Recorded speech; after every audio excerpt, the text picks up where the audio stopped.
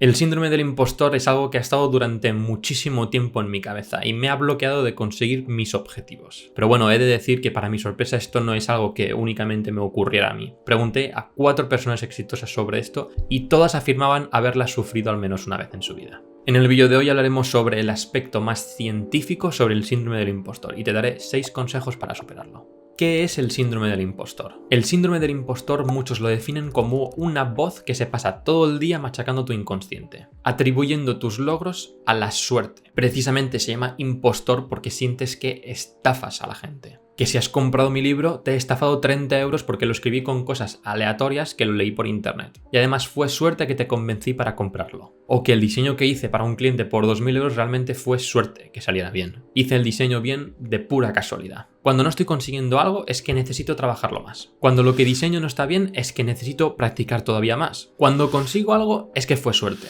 Básicamente nunca es suficiente lo que haces, nunca está bien lo que acabas haciendo. Es importante mencionar que esto es algo que normalmente sufren las mujeres, pero sin duda también afecta a los hombres. Cuando hablamos del síndrome del impostor en diseño, a mí me gusta atribuirlo normalmente al grado de confianza que tiene esa persona consigo misma. O sea, me gusta relacionar el síndrome del impostor con el grado o la capacidad de confianza que tiene esa persona con ella misma. Para mí es difícil pensar que una persona con alta estima y confianza pueda llegar a tener el síndrome del impostor. Digo esto porque, por ejemplo, a mí se me hace difícil imaginarme a una persona con muchísima alta estima y confianza en ella misma pueda llegar a tener el síndrome del impostor. A mí personalmente me interesa saber cuáles las razones científicas por las que el cerebro de un ser humano acaba pensando de esa manera atacándose tanto a él mismo. Así que tras hacer un poco de investigación y preguntar a varias personas claramente exitosas sobre este tema, he sacado estos consejos que te ayudarán a superar el síndrome del impostor. Realmente esto puede funcionar prácticamente en cualquier nicho, pero nosotros nos centraremos en diseño. Lo primero de todo, quiero que se entienda que esto viene a causa de muchos factores. La mayoría suelen pensar que esto es a raíz del sector profesional, o sea que el síndrome del impostor ocurre en factores profesionales, en sectores profesionales. Pero también es muy común verlo en factores sociales o familiares. Por ejemplo, los que nacemos en España sabemos que desde pequeño se nos dice: si quieres algo en la vida, te lo tienes que trabajar. Si no trabajas, el de al lado te adelanta por la derecha y a veces te pisa. El dinero es súper importante. Tu abuelo trabajó muchísimo para que tú ahora no seas suficiente. O por ejemplo, incluso nuestros amigos latinoamericanos desde bien pequeños tienen siempre esa sensación de inferioridad hacia los europeos, o al menos hacia los hispanos europeos. Y esto lo sé de primera mano hablándolo con ellos directamente. O sea que realmente es algo más complejo que sentirte impostor por tu trabajo. Posiblemente todo esto te venga también de factores sociales, como por ejemplo cómo te han educado en casa. La educación en casa hace mucho sobre la confianza de una persona. Y si tú tienes baja confianza en ti mismo o baja estima hacia ti mismo en el sector profesional, es muy probable que también todo esto venga dado por cómo han sido tus relaciones sociales con amigos, en tu familia, en tu casa. Por ejemplo, si tus padres te han dado un hermano y se han pasado toda la vida comparando a tu hermano contigo, pues es evidente que esto luego puede afectar a tu desarrollo. Incluso cuando seas adulto, tiendas siempre a compararte porque es a lo que estás acostumbrado. Mira las notas de tu hermano, mira lo bien que se porta tu hermano y tú todo el día haciendo cosas malas. Mira tú siempre suspendiendo y tu hermano siempre sacando excelentes. Cuando estas situaciones se dan ya desde pequeño y surgen las comparaciones, luego es imposible que tú no te compares diciendo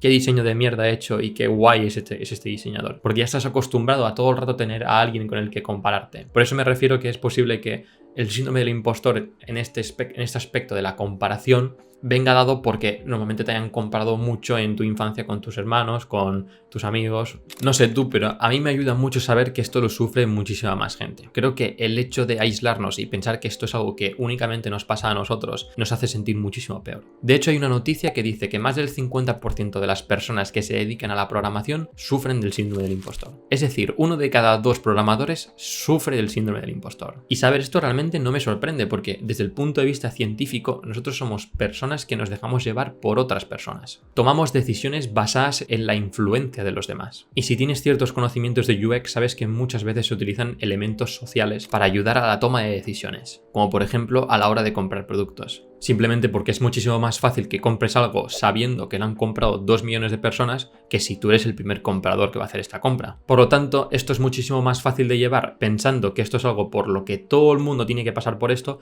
que esto es algo que me ha tocado a mí porque soy un desgraciado, porque soy así. Como esto es algo que le pasa a todo el mundo, entiendes que es parte del proceso y que esto es algo que me tenía que llegar en la vida. Entonces, como todos pasamos por esto, pues vamos a ver cómo otros han superado también esto. Y ahora que hablamos de los demás, hablemos sobre las comparaciones. Sé que para estas cosas es más fácil decirlo que hacerlo, pero compararte con los demás o estar midiéndote con los demás todo el rato es una de las cosas que más daño nos hacen y es una de las cosas que más favorece que el síndrome del impostor aparezca. De hecho, compararte contigo mismo en lugar de compararte con los demás es súper importante por las siguientes razones. Enfoque en el crecimiento personal. Al compararte contigo mismo, básicamente te centras en tu propio desarrollo y mejora, lo que te permite luego reconocer tus avances de una forma un poquito más objetiva. Reducimos la presión externa. Comparándonos con nosotros mismos, evitamos la presión innecesaria que surge al intentar alcanzar los objetivos de los demás. Lo que pasa es que los demás tienen circunstancias y experiencias muchísimo más diferentes a las nuestras. Tienes muchísima más motivación. Al nosotros compararnos con nosotros mismos, podemos establecer objetivos un poquito más realistas y luego celebrar estos logros de una forma un poco más realista. Entonces, todo este enfoque impacta muy positivamente en el síndrome del impostor por las siguientes razones. Primero, porque empiezas a reconocer muchísimo más tus logros. Al compararte contigo mismo, es muchísimo más fácil ver y valorar tus propios avances, lo que te ayuda a combatir la típica situación de no soy lo suficientemente bueno. Reducimos un poco la autocrítica excesiva con nosotros mismos. Evitamos caer en la trampa de pensar que todos los demás son muchísimo mejores que nosotros. Y por último, fortalecemos muchísimo más nuestra autoconfianza. Piensa que al centrarte en tu propio crecimiento construyes una base de confianza muchísimo más sólida porque está basada en tus habilidades y en tus logros personales. Entonces, al cambiar el enfoque de comparación hacia tu propio progreso, estás dando un paso súper importante hacia dejar las comparaciones con los demás. Y puedes centrarte de verdad en evaluar tu propio progreso. Esto se ve muy claro, por ejemplo, en el gimnasio. Me pasa que cuando estoy levantando peso, por ejemplo, automáticamente miro a los demás y pienso, vale, lo que estoy levantando no es suficiente. Cuando lo que tendría que hacer y pensar es, cierro los ojos y pienso, estoy levantando el doble que hace un mes. Esto es realmente donde tendría que enfocarme. Además, tú luego hablas con un profesional del gimnasio y lo que te dirá es, el peso realmente da igual. Lo que tienes que centrarte y lo que es importante es que tú la semana 1 levantabas 25 y la semana 10 levantas ahora 50. Has doblado con lo que empezaste al principio. Entonces, en lugar de estar pensando en los demás, cierra los ojos y piensa, tengo que hacer esta serie, he levantado 50 y lo que tienes que preocupar es que al principio levantabas 25 o levantabas 15 o vuelves a coger 15 kilos y dices, ahora no pesa, cuando al principio era un mundo todo eso. Luego también tenemos el perfeccionismo. Se sabe que una de las principales razones por las que aparece el síndrome del impostor es porque somos demasiado exigentes con nosotros mismos. Y sinceramente yo era de los que pensaba que ser perfeccionista era algo bueno. Sin embargo, ahora veo que una cosa es cuidar los detalles y ser meticuloso en general, y otra cosa muy distinta es ser perfeccionista. Incluso te diría que para mí ser perfeccionista hoy en día tiene hasta connotaciones negativas, un poco obsesivas. Hoy en día prefiero ser una persona que es capaz de completar muchas tareas de gran impacto que alguien que apenas cumple la mitad de las tareas por llevarlas todas a la perfección absoluta. Y me he dado cuenta que ser perfeccionista es un problema. Primero, hace aparecer la procrastinación. Posponemos tareas por miedo a no hacerlas de forma perfecta.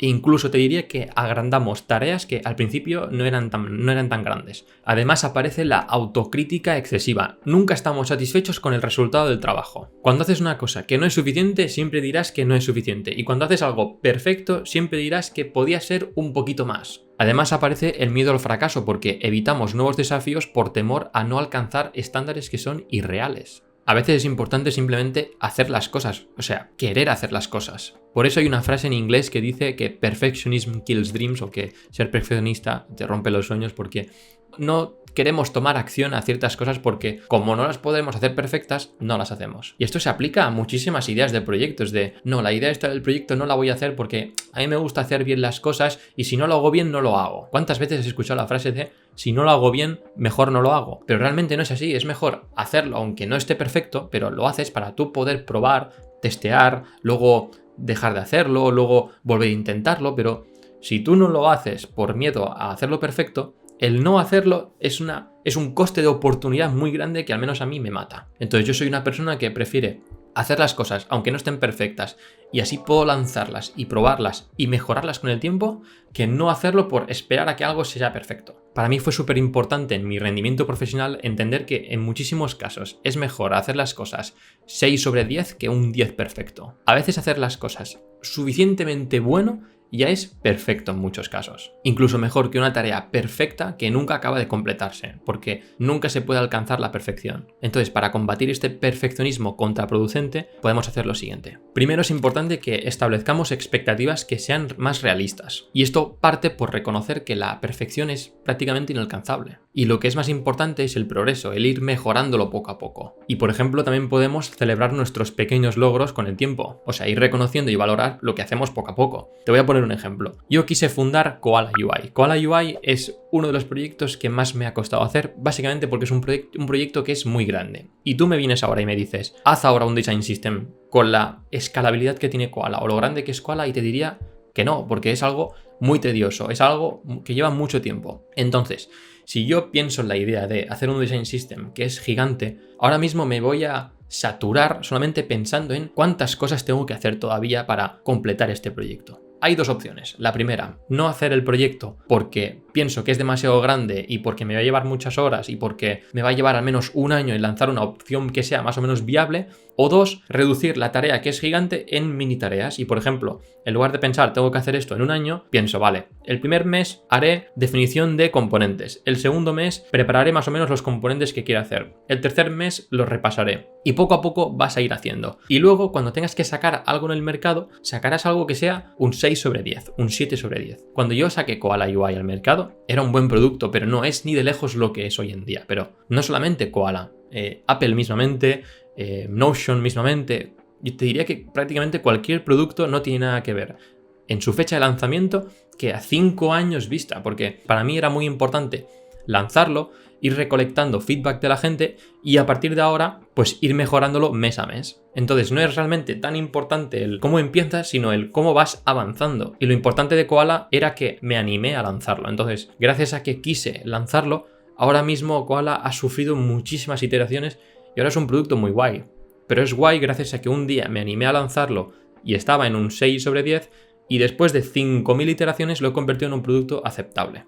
Y esto solamente se puede hacer queriendo abrazar el proceso del producto. Algo que a mí me ayuda mucho es escribir mis logros y mis objetivos, porque así cuando los cumplo me es más fácil reconocer que los he cumplido, básicamente. Porque si se quedan en mi cabeza y pienso, quiero estar fuerte, y luego lo consigo, no tiene la misma fuerza que si yo cojo y escribo, estar fuerte físicamente, o estar en un rendimiento físico que a mí me guste. Incluso a veces le pongo una foto y digo, vale, cuando alcance esta foto. A mí el hecho de escribir los objetivos me ayuda muchísimo más a luego poder evaluar si realmente lo he cumplido o no. También fue muy importante para mí cambiar el enfoque del tipo de objetivos que tengo. En lugar de pensar, quiero alcanzar 100.000 suscriptores en YouTube, que evidentemente es un objetivo que tengo, pero cambié de conseguir 100.000 seguidores en YouTube, que es algo que yo más o menos no puedo controlar directamente, a algo que sí puedo controlar yo, como por ejemplo grabar 2 vídeos a la semana durante 3 años. Para mí el objetivo es ser capaz de encontrar un sistema que me permita grabar 2 o 3 vídeos cada semana durante 3 años. Si consigo esto y además el contenido es de valor, los 100.000 seguidores van a llegar sí o sí.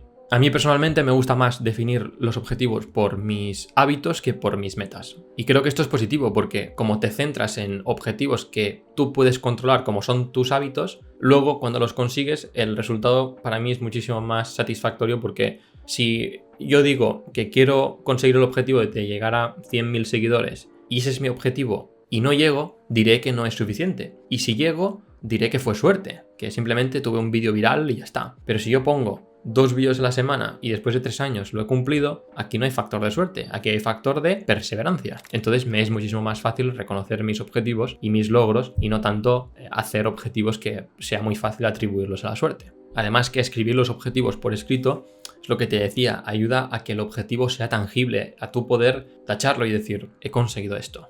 Otro aspecto muy importante para combatir el síndrome del impostor es que escuches a la gente. Algo que a mí me ayuda mucho es compartir mis logros con la gente. Porque cuando lo externalizo es como que lo hago oficial. Si me lo quedo para mí mismo es como, bueno, no pasa nada. Pero cuando pongo un tweet, lo comento en YouTube o hago que la gente lo sepa, es como que lo hago oficial. En plan, gente, que voy a por eso, ¿vale? Es como que yo mismo me hago una encerrona y no puedo escapar de ahí, porque si la gente luego lo sabe y no lo consigo, la gente sabe que tenía esto y no lo consigo, es muy diferente la sensación. Además que cuando haces partícipe a tus seres queridos o a tus amigos sobre tus objetivos, luego cuando los cumples, incluso ellos te pueden ayudar y decirte, tío, a mí me comentaste que querías hacer esto y lo has conseguido. O sea, fíjate lo que has conseguido, ¿no? Como que ellos te pueden ayudar a hacerte ver que has conseguido las cosas. Y cuando he dicho que tenemos que escuchar a la gente, es que muchas veces la gente es la realidad y a nosotros no nos gusta escuchar la realidad. Cuando la gente nos dice, eres un crack, igual es que sí eres un crack, ¿no? O sea, muchas veces tendemos a pensar, dice que soy un crack porque no tiene contexto suficiente de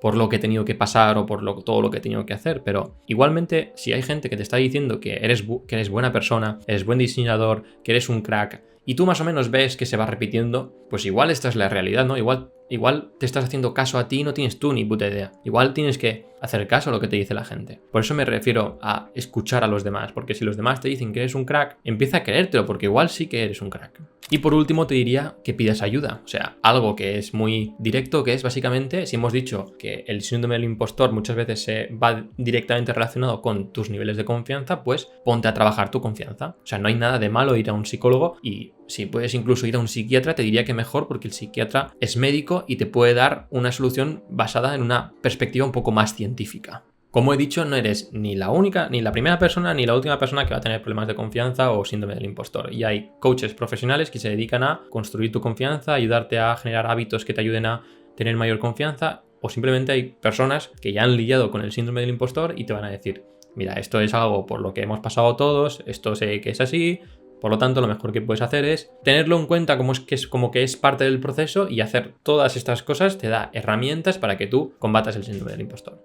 A veces te diría incluso que el síndrome del impostor es cuestión de experiencia, es cuestión de que a tu cuerpo le falta tiempo para ir aprendiendo cosas. Así que muchas veces es simplemente cuestión de volvernos un poco más expertos en un tema para conseguir más confianza en nosotros mismos. Hay un estudio que dice que para convertirte en experto en un tema necesitas más de 10.000 horas para ser considerado experto en ese tema. Entonces, al final, cuando llevas 20 años trabajando lo mismo, o sea, adquieres un grado de dominio y de expertise que es muy difícil que una persona después de 20 años diga no soy suficiente o es suerte o no controlo tanto del tema. Muchas veces es simplemente cuestión de experiencia y después de hacer páginas web durante 20 años, empiezas a entender que simplemente era cuestión de tiempo y que te surgía el síndrome del impostor porque no tenías suficiente experiencia. En conclusión, yo te diría que el síndrome del impostor es simplemente un problema de confianza en ti mismo. Y te diría que algo que me han repetido personas exitosas es que esto es algo que al final nunca acaba de desaparecer. Simplemente que con el tiempo aparece en menor intensidad porque ya tienes unas herramientas que te da la vida para combatir sobre eso, para que cuando venga a picar a la puerta el síndrome del impostor, tú tengas esas herramientas para poder combatirlo. Y esto a mí me ayuda porque incluso personas con muchísima confianza y personas que ya son expertas en ese tema, aún así tienen síndrome del impostor. Lo que pasa que en menor intensidad que tú.